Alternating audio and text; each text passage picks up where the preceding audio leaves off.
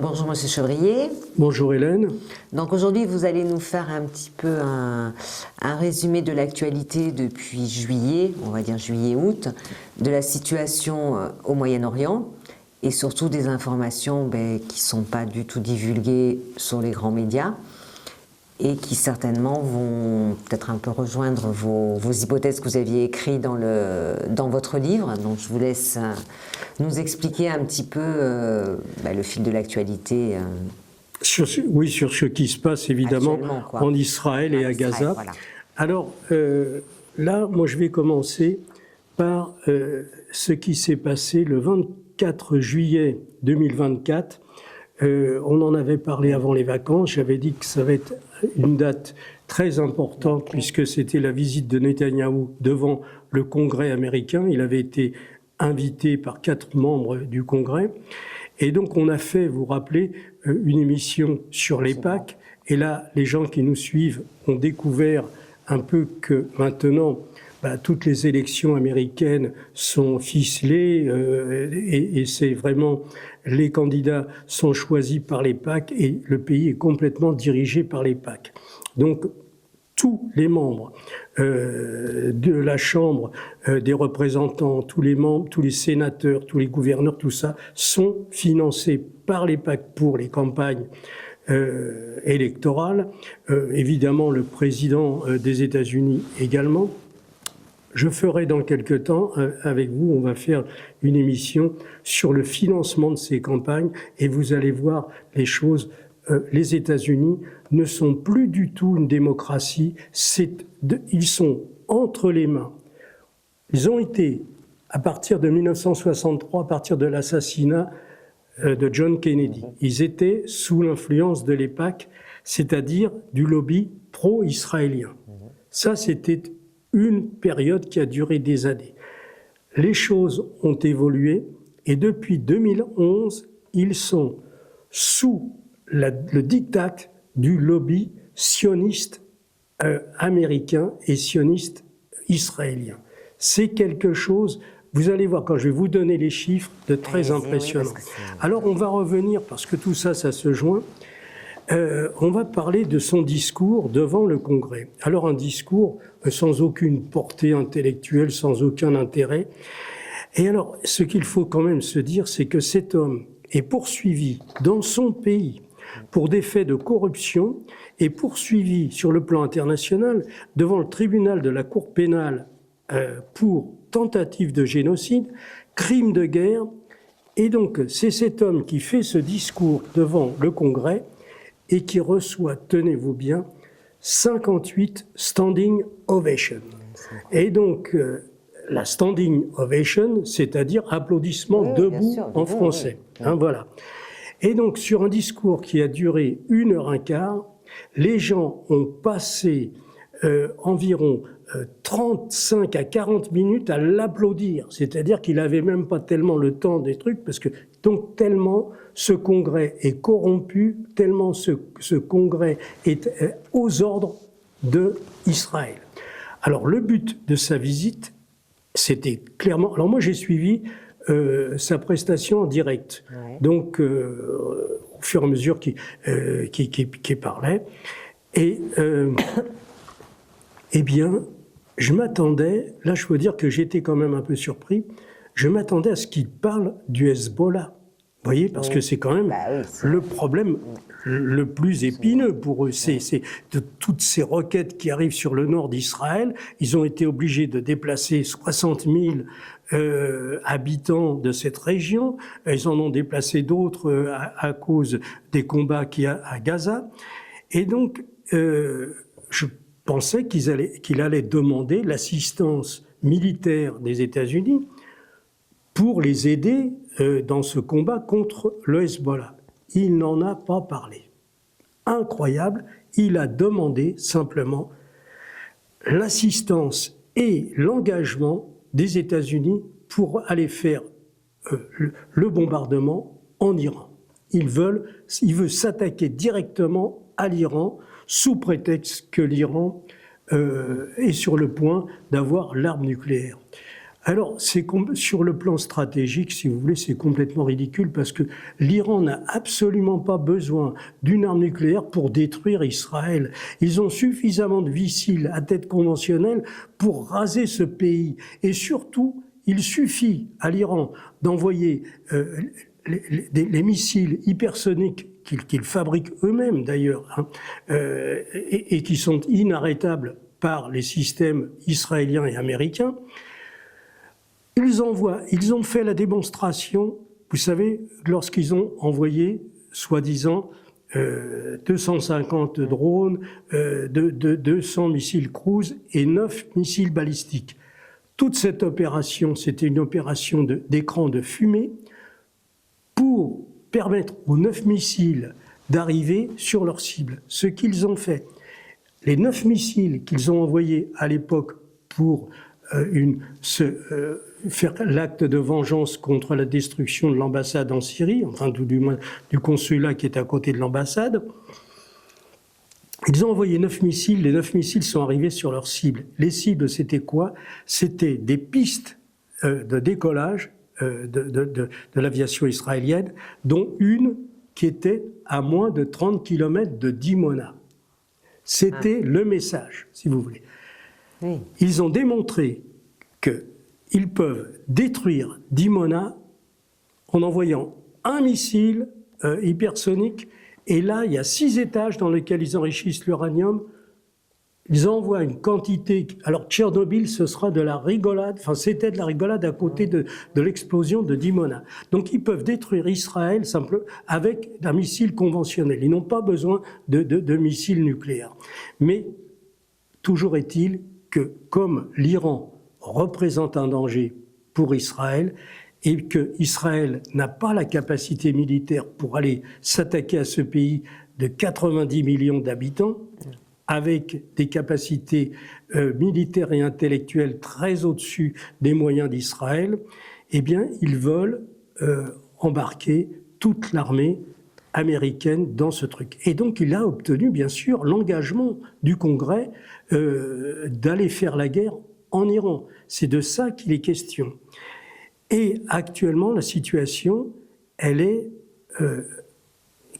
c'est quelque chose que les gens n'ont pas du tout conscience. Imaginez, les États-Unis, c'est de loin la plus grande puissance militaire navale. Ils possèdent 11 porte-avions. D'autres pays en possèdent 2 ou 3, les grands pays, et 11 porte-avions dont on peut dire, alors avec toute la flotte qu'il y a autour, dans tout le système des navires, vous avez des navires qui sont en mer, et puis forcément, quand ils ont fait leur campagne qui dure 4 mois, ils reviennent à terre pour donner des permissions à ces marins, etc. Or, en mer, il y a en moyenne 7 porte-avions, puisque il faut faire une rotation, il faut que les gens viennent se reposer. Voilà. Donc, sur les 7 porte-avions qu'il y a dans le monde en mer, 4 sont 2 en Méditerranée, 1 en mer Rouge et 1 en face l'Iran. Tous sont, si vous voulez, donc plus de 50% des capacités navales, parce que 4 porte-avions, c'est 40 navires, avec les navires qui sont autour. Eh bien, non seulement ils ont tout ça qui est en face de l'Iran, que ce soit de la Méditerranée ou bien en mer Rouge ou en mer d'Oman ou dans l'océan Indien, puisque ça navigue comme ça, ils ont ajouté 12 navires de guerre qui sont lanceurs de missiles, qui sont sur place maintenant depuis le mois de juillet.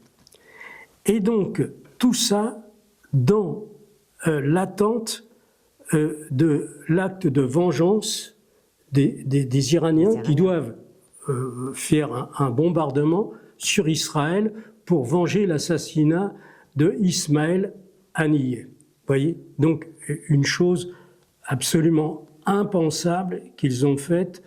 On ne pouvait pas imaginer qu'ils auraient ce culot d'aller assassiner le représentant politique chargé des négociations de paix, qui représentait le Hamas, qui était invité officiel de l'Iran pour l'inauguration du nouveau président de la République iranienne. Vous voyez ? Cet homme invité, assassiné à Téhéran par un missile téléguidé, etc. Voilà. Donc, alors, effectivement, tout le monde militaire et médiatique attendait l'acte de vengeance avec ce qu'on appelle la retaliation, c'est-à-dire un acte de retour en quelque sorte pour rendre la monnaie de la pièce à Israël. C'est depuis le mois de juillet, on est dans l'attente, il ne se passe rien. Oui, c'est ça. Ce que j'allais dire, c'est comment vous voyez les choses, parce que là, c'est bizarre quand même. Enfin, je veux dire... Alors, c'est là où il faut revenir en arrière avec les liens qui unissent maintenant l'Iran et la Russie. Oui. Depuis 3 ans, il y a un texte qui a été en préparation entre la Russie et l'Iran d'une assistance mutuelle, réciproque. C'est-à-dire que, alors ce texte va être signé officiellement en octobre. Vous voyez, octobre prochain, c'est tout près. À partir de ce moment-là, si l'Iran est attaqué, automatiquement la Russie intervient avec ses moyens militaires. Si la Russie est attaquée, l'Iran intervient. C'est une réciprocité. Alors, ce qui se passe, c'est que depuis cet assassinat, il y avait déjà, les Russes fournissaient déjà pas mal de matériel aux Iraniens, mais là, ça a pris des proportions très grandes. Donc, comme ça s'est passé en Ukraine, Poutine et ses conseillers ont dit à l'Iran, il faut se préparer, il ne faut pas se précipiter. Parce que, si vous voulez, les Israéliens et les Américains n'attendaient que ça pour envoyer des centaines de missiles sur l'Iran. Alors, la préparation, elle se fait sous la forme... vous avez des gros avions porteurs qui, tous les jours, arrivent en quantité dans les aéroports militaires à côté de Téhéran, tout ça un peu partout, et qui livrent des missiles, antimissiles S-400, avec des unités de radar, tout ça. Non seulement il y a la livraison de matériel hyper sophistiqué, qui est installé dans les différents endroits du pays, mais il y a également des équipes russes qui sont là pour former les Iraniens à ce matériel qui est hyper sophistiqué avec l'utilisation de radars, etc. Donc, actuellement, on se trouve dans une configuration d'attente, parce que les Russes l'ont dit, attendez, si vous vengez tout de suite, vous allez recevoir une pluie de missiles, Téhéran peut être détruit, Ispahan peut être détruit, ça peut prendre des proportions énormes. Et quand c'est détruit, c'est fini. On ne peut pas revenir en arrière. Donc il faut réfléchir à 2 fois avant. Alors, moi je vois les choses comme ça. Je vais vous donner des choses également concrètes. Alors, puisqu'on est dans ce truc-là, il y a eu, au cours du mois d'août, la visite officielle en Iran de Sergueï Shoïgu, qui est l'ancien ministre de la Défense russe, ami personnel de Vladimir Poutine, et qui a donc supervisé en quelque sorte la livraison effectuée par la Russie d'un grand nombre de stations de missiles anti-missiles S-400 avec les équipements radars, etc. Et donc, cette visite a été en quelque sorte pour à nouveau conseiller aux Iraniens, surtout ne bougez pas, ne faites rien, attendez que tout le dispositif soit prêt, parce que évidemment la Russie avec tous ces satellites, voit ce qui se passe en mer, voit ce qui se passe en Israël et un peu partout, tout ce qui se prépare. Parce que n'oublions pas, j'ai fait une émission là-dessus pour expliquer toutes les bases qu'il y a, les bases américaines au Moyen-Orient, avec les bases qui sont à Bahreïn, les bases qui sont au Qatar, etc. Il y en a un peu partout. Donc ils surveillent tout ça, ils voient le préparatif. Et alors, quand on analyse cette situation, on voit que là, on va aller probablement vers une guerre totale qui démarrera à partir de cet affrontement Israël-Iran, puisque ce sera non pas Israël-Iran, mais ça sera États-Unis-Iran. Et comme l'Iran maintenant va être complètement solidaire de la Russie, alors il y a deux façons, si vous voulez, d'éviter d'intercepter des missiles, puisque c'est principalement des missiles qui vont arriver, mais également, bien sûr, les porte-avions ont des quantités d'avions, ils vont, avec ces avions, se diriger pour larguer des missiles qui sont sous les avions ou des bombes. Hein. Il y a deux façons d'arrêter les missiles, c'est avec des systèmes de radar, on détecte la trajectoire et puis on fait exploser un missile juste à côté dans la trajectoire. Mais la deuxième façon, c'est d'éviter le départ du missile. Et moi, je pense que c'est une option qui va être prise en compte. Et là, les Américains sont mal.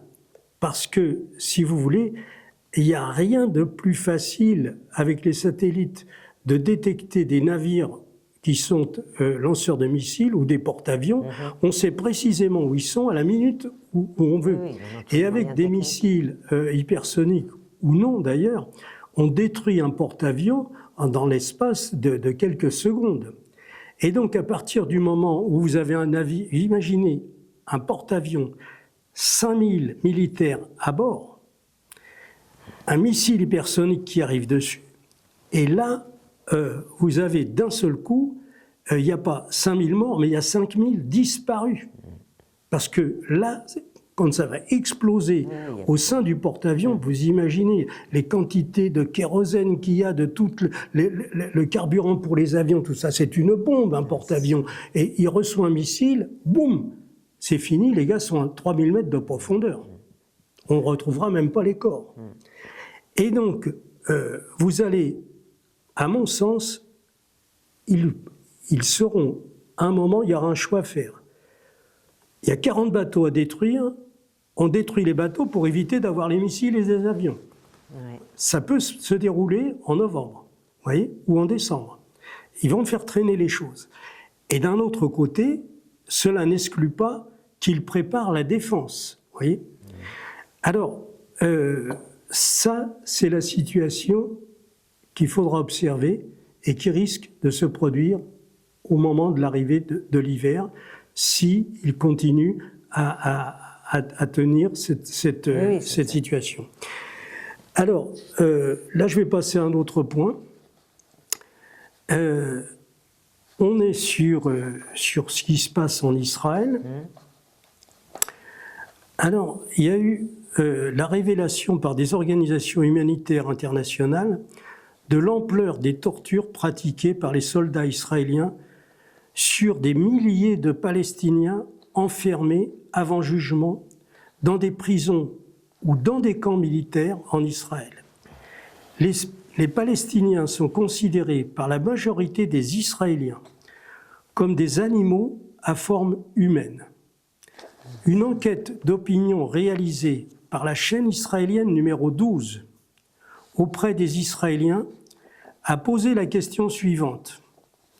Pensez-vous que c'est acceptable que des soldats israéliens violent des prisonniers palestiniens ? 47% des Israéliens ont répondu oui, c'est acceptable.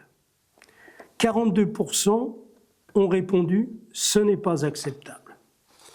Voilà le niveau de mentalité qu'il y a actuellement en Israël. C'est effrayant parce que quand même le peuple juif, la preuve ne cautionne pas, tout le peuple juif, il y en a plein qui partent en fait, qui quittent le pays parce qu'ils n'adhèrent pas du tout à la politique de Netanyahou. Donc c'est un tout petit pays, donc au bout d'un moment, ils vont se retrouver un petit peu démunis quand même. Absolument. Alors, certes, Netanyahou est complètement soutenu par les États-Unis, mais que devient le peuple juif ?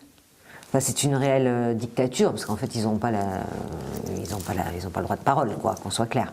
Oui, actuellement. Alors, il y a une dérive, puisqu'ils obtiennent quand même 47% d'opinion favorable. Vous imaginez vous posez la question en France, est-ce que vous trouvez normal que des prisonniers dans les prisons soient violés par les gardiens ?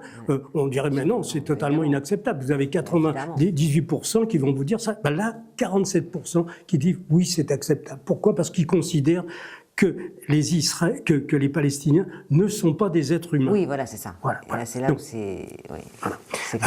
Alors là, vous abordez la question, évidemment, du départ des Israéliens. Oui. Effectivement, les médias n'en parlent pas du tout. Sûr. Mais je peux vous dire que actuellement, l'aéroport Ben Gourion à Tel Aviv, tous les jours, est plein d'Israéliens qui fuient Israël. Qui fuient le pays.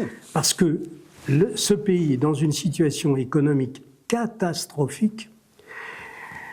Vous avez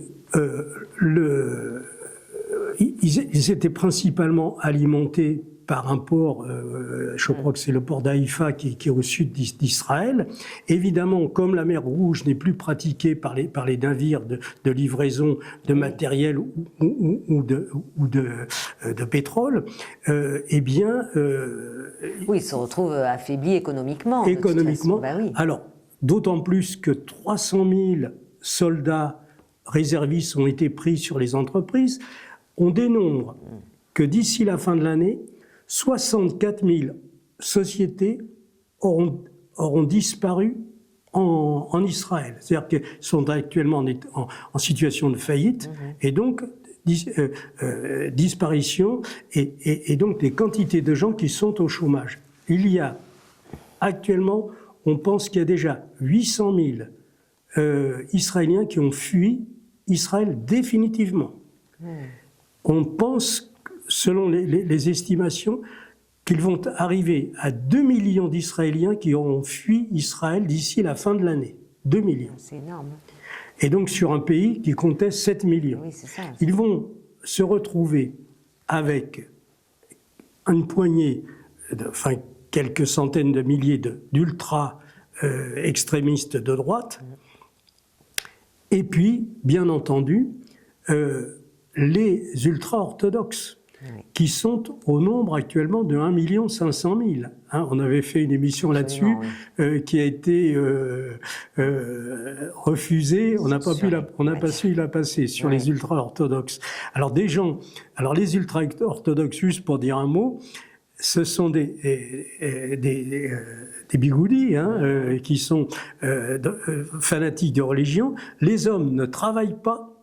Ils ne sont autorisés qu'à étudier la Torah, donc du matin au soir. Ils ne vont pas à l'école puisque c'est pas nécessaire, et donc ils ne savent, la plupart du temps, ne savent même pas calculer, ces gens-là. Mais ce sont les femmes qui sont chargées de travailler pour apporter de quoi nourrir la famille. Le foyer, quoi, en fait. Et elles font 2 ans de plus à l'école pour savoir compter et avoir éventuellement une profession. Donc voilà la situation actuellement en Israël. Alors, on va voir comment les choses vont évoluer. Je crois que les Russes sont en quelque sorte le maître des horloges là-dedans. Ils tiennent, malgré les provocations à plusieurs reprises par des assassinats qui ont été perpétrés par Israël, ils sont obligés en quelque sorte d'attendre un prétexte pour attaquer l'Iran. C'est ça. Et tant qu'il n'y aura pas ce prétexte, il est difficile pour eux, et surtout pour les États-Unis d'intervenir avec les moyens énormes qu'ils ont mis en place. Alors, sur le plan stratégique, il y a quelque chose qui m'apparaît compliqué pour les États-Unis, parce que comme je l'ai expliqué tout à l'heure, vous avez des porte-avions qui ont été qui sont en mer depuis déjà plusieurs mois. Il va y avoir un moment où il faut revenir à San Diego ou dans d'autres bases pour que les hommes puissent être un peu en permission. Parce que imaginez ce qui se passe dans les navires de guerre, l'ambiance qu'il y a là-dedans. Je vous ai expliqué tout à l'heure qu'un bateau, eux sont particulièrement au courant de tout ça. Le navire, il est repéré par les satellites russes, par les satellites chinois. Ils le suivent exactement. Et les gens qui sont à l'intérieur de ce bâtiment, au milieu de l'océan, savent qu'à tout instant, ils peuvent recevoir un missile qui les détruit. Ils vivent avec la peur au ventre depuis des semaines. Vous imaginez l'ambiance qu'il doit y avoir là-dedans. La tension phénoménale au niveau des marins, mais au niveau des officiers supérieurs, tout ça. C'est un contexte. Donc combien de temps vont-ils tenir? Il va falloir renouveler les troupes. Or, à un moment, on va envoyer des bateaux pour les remplacer, tout ça. Donc c'est une situation terrible, qui sont jusqu'à présent, la marine américaine dominait le monde avec les porte-avions, tout ça. Et maintenant, à cause de cette évolution technologique des satellites, des missiles, ils sont devenus des cibles, voyez. Alors qu'avant, ils étaient l'envoi de la puissance tout puissant, en fait. américaine qui dominait. Là, maintenant, ce sont devenus des cibles. Vous imaginez l'ambiance à bord. 5000 personnes dans un porte-avions qui vivent en autarcie depuis des semaines, depuis des mois. Combien de temps est-ce qu'ils vont pouvoir tenir? Voilà. Écoutez, on ne se prépare pas à une fin d'année très réjouissante. J'espère que tous ces conflits ne vont pas éclater parce que ça risque d'être très compliqué, fin 2024 et début 2025 quand même. Hein. Ça ne présage pas des jours... Ah non, là, on est à un moment, il va falloir que ça craque. Vous voyez Et donc, pendant ce temps-là, les Russes, les Iraniens se mettent en place. Oui, et puis là, c'est un peu la guerre des nerfs, en fait. Ils sont en train de jouer un petit peu sur tous les fronts, quoi. Donc, Et franchement, je pense qu'il est préférable d'être un militaire terrestre qu'un marin sur un porte-avions ou sur un autre type de navire, parce que c'est une situation qui doit être très, très stressante. Clairement. Voilà. Bon. Donc, on a fait le point là-dessus. Et donc, la prochaine vidéo, je vais vous parler des essais que Israël a menés avec la France. Enfin, tout du moins, la France les a fait pour eux. On parlera de ça. Voilà. Très bien. Merci beaucoup, M. Jourier. Puis à bientôt pour une prochaine vidéo. Voilà, à bientôt. Merci. Hélène.